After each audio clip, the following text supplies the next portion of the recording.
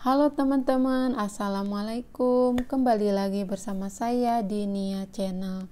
Teman-teman, kerjaan aku semakin kesininya semakin banyak, semakin capek gitu ya teman-teman. Tapi beda lagi dengan majikan, semakin kesini semakin kaya raya teman-teman. Nah, gimana cara majikan saya kaya raya teman-teman ya? Yang pertama, majikan saya itu pengiritan hidup gitu teman-teman ya, pengiritan hidup dari segi materi gitu.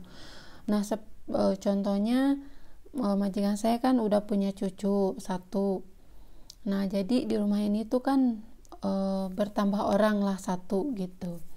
Nah, itu majikan saya bukannya belanja banyak nambah apa, kalau masak banyak nambah gitu, bukannya gitu ya teman-teman, malah sebaliknya, nambah orang nambah dikurangin teman-teman, dikurangin belanja, dikurangin resiko sehari-hari, dikurangin masakan gitu teman-teman. Biasanya saya kalau makan misalnya goreng ikan, misalnya bagian saya 3. Nah, sekarang bagian saya itu cuma 2 saja gitu. Nah, yang satunya itu buat cucunya. Sekarang begitu teman-teman. Bikin nasi aja sekarang, dulu kalau bikin 2 gelas setengah gitu. Nah, sekarang tidak bertambah, segitu aja ya, cukup atau enggak cukup, jadi makanan saya tuh yang dikurangin gitu. Itu teman-teman ya, pokoknya seperti itulah pokoknya. Dan juga anaknya Abuya itu yang perempuan, dia dilarang ngambil pembantu teman-teman. Bayangin ya, dari dia menikah, saya masih ada di sini ya waktu dia menikah, sampai dia hamil, sampai dia sekarang udah melahirkan, itu saya teman-teman, saya yang bersihin rumahnya sebelum nikah juga. Terus saya waktu dia hamil juga saya yang repot, waktu dia melahirkan juga di sini teman-teman. Teman-teman tahu kan kalau orang Saudi kalau lahiran gitu, itu semua keluarga teman-teman pada datang, pada ngasih hadiah gitu kan. Nah, kalau di Indo kan mungkin 1 hari, 2 hari, seminggu lah paling lama pada nengok. Nah, kalau di Arab Saudi itu teman-teman 2 bulan teman-teman, setiap hari malam itu tamu itu, tapi tamunya itu aja gitu, tapi selama 2 bulan itu terus gitu pada datang.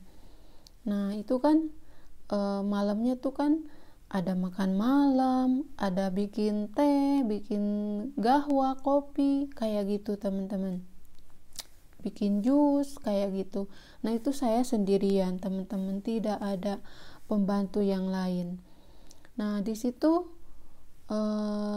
apa ya namanya, si anak perempuan itu emang kurang baik gitu ya teman-teman, didikannya Abuya itu, karena dia anak perempuan satu-satunya, jadi mungkin terlalu dimanja atau gimana gitu ya. Jadi nggak ada bilang terima kasih lah ke saya atau ngasih uang lah gitu, nggak ada teman-teman.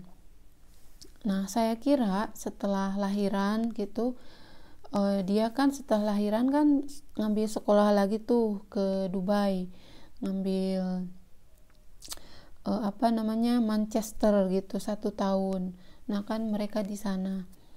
Nah, aku kira ya teman-teman, waktu mereka ke sana kan aku pulang cuti tuh ke Indo. Nah, aku kira setelah aku pulang cuti dia ngambil pembantu kayak gitu ya, karena capek banget teman-teman, saya kerja di majikan rumah besar banyak gitu, nambah lagi kan ke rumahnya dia. Sekarang kan udah ada anak, saya kira dia ngambil pembantu teman-teman, tapi ternyata tidak teman-teman. Nah, gitu ya teman-teman, jadi dia habis sekolah ngambil Manchester di Dubai 1 tahun, dia udah pulang sekarang, udah di sini lagi gitu ya sama suaminya sama anaknya. Nah gitu teman-teman, ketika dia pergi kerja, dia kan kerja di Aramco ya, suaminya juga pengusaha di Aramco. Terus anak majikan saya itu di Aramco, nggak tahu bagian apalah pokoknya, nggak tahu di bagian batu bara, nggak tahu itu pokoknya. Yang namanya Saudi Aramco gajinya itu besar lah gitu, lebih dari 40 ribuan rial per bulan teman-teman.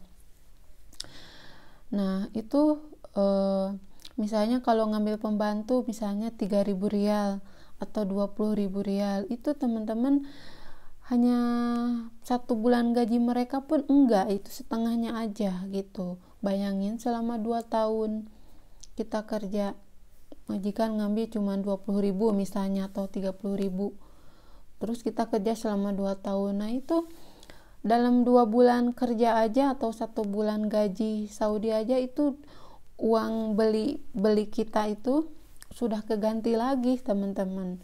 Jadi ya seperti itu. Nah kenapa saya bilang majikan saya semakin kaya, ya itu teman-teman, dia tidak dilarang ngambil pembantu, itu maunya saya terus.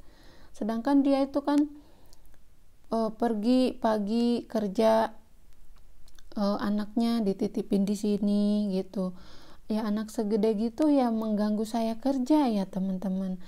Dan juga di rumah majikan itu kan banyak tanaman, banyak tanah gitu. Nah itu teman-teman ngawur-ngawur tanah kayak gitu, pagi-pagi nggak tidur, keluar gitu, ngacak-ngacak ruangan, numpahin mainan kayak gitu teman-teman.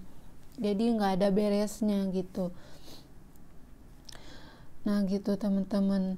Jadi si anak majikan itu nanti pulangnya misalnya 5:30 nganterin anaknya ke sini. Nanti dia datang sore, pulang kerjanya sore jam 4. Nah udah jam 4 sore itu dia juga nggak langsung pulang teman-teman ya. Dia makan siang di sini, malah sampai makan malam di sini. Nanti pulangnya jam 9. Jadi begitu mereka pulang ke rumah itu cuma tidur teman-teman gitu. Nah ketika rumah kotor pengennya saya ke rumahnya dia yang bersihin kayak gitu teman-teman. Jadi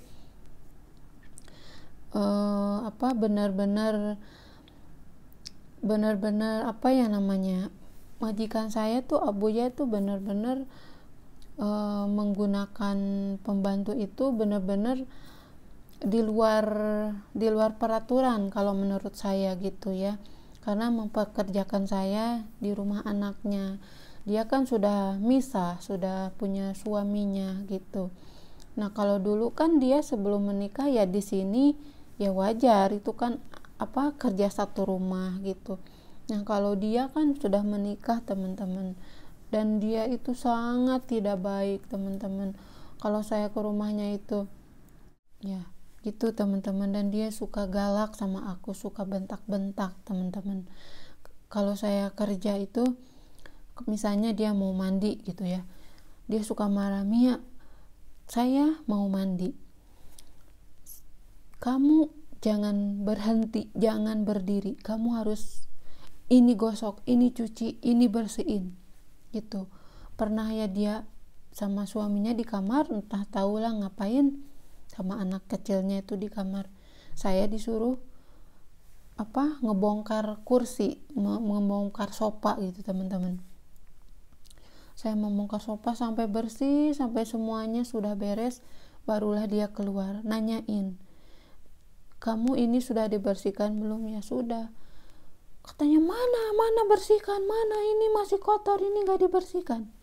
Teman-teman, coba, padahal dia itu saya itu bukan digaji sama dia, tapi ya begitulah teman-teman.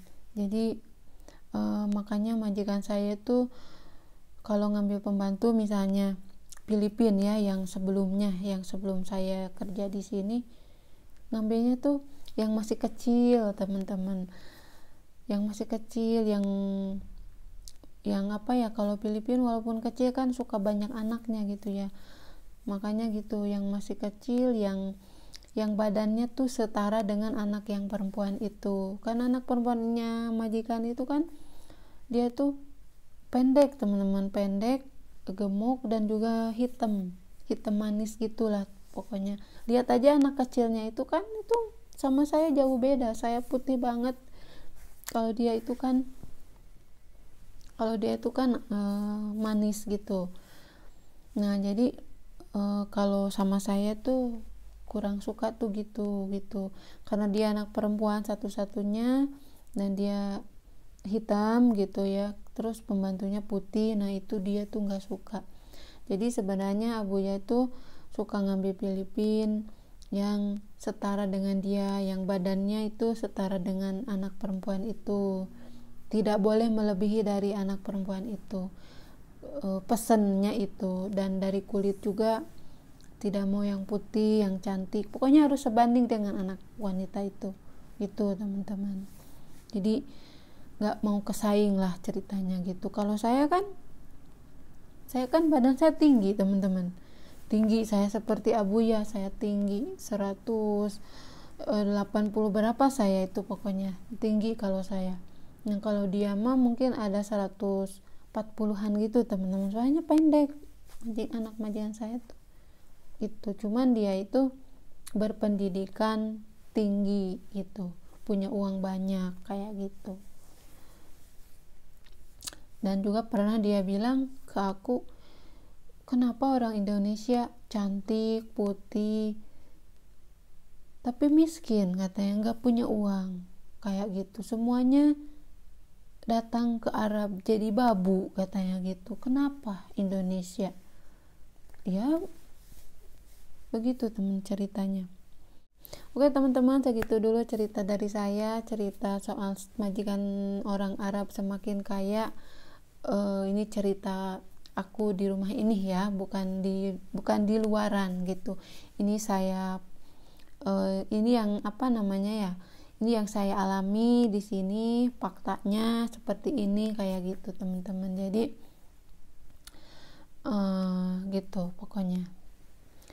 Oke teman-teman, wassalamualaikum.